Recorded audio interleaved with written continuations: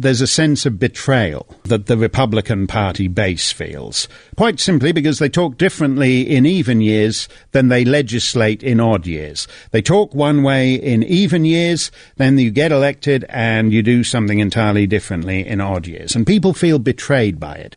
It's a two-party system. There's no more than that in realistic terms. It's two parties. One party is supposed to be the party of big government. One party is supposed to be the party of small government. Yet regardless of who wins, the government just gets bigger and bigger and bigger. One party is supposed to be the party of social liberalism. The other party is supposed to be the party of social conservatism. Yet no matter who wins the election, the culture just gets more socially liberal, to the point where things like religious liberty are now endangered, and indeed freedom of speech, because freedom of speech takes a back seat to all these identity politics microaggressions. One party in the two-party system, one party is supposed to be the doves, and the other party is supposed to be the hawks. Yet, regardless of whether the doves or the hawks win the election, America loses wars. So there's a difference, and that's explains why Donald Trump stole the party away from the establishment and Bernie Sanders didn't. Because a lot of what's happened, the big government party is in favor of. It's in favor of. The small government party is not supposed to be in favor of any of these things and is supposed to stand against them. Yet they let them all happen, and that's why there's a sense of betrayal.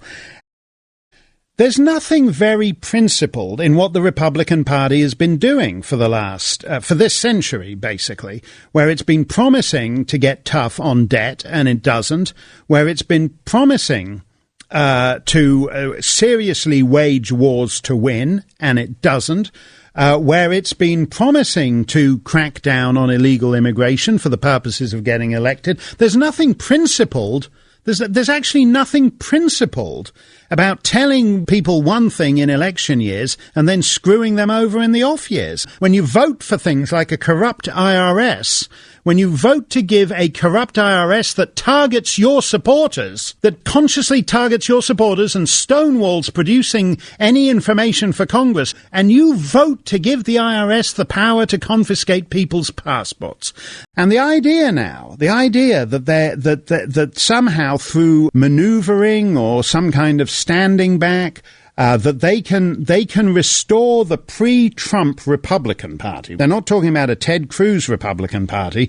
They want to restore a pre-Trump McConnell Boehner Party. And that is not going to happen for a very simple reason. The base decided it doesn't want its standard bearer to be a defensive guy who always plays on the left's terms. They can have all these stupid conversations about who they're going to run third party and how they're going to take the nomination away in Cleveland and all the rest of it. But it's not going to happen. It's not going to happen because in the end, there's a base and an elite, and when they fall out, it's much easier for the base to get itself a new elite than it is for the elite to get itself a new base.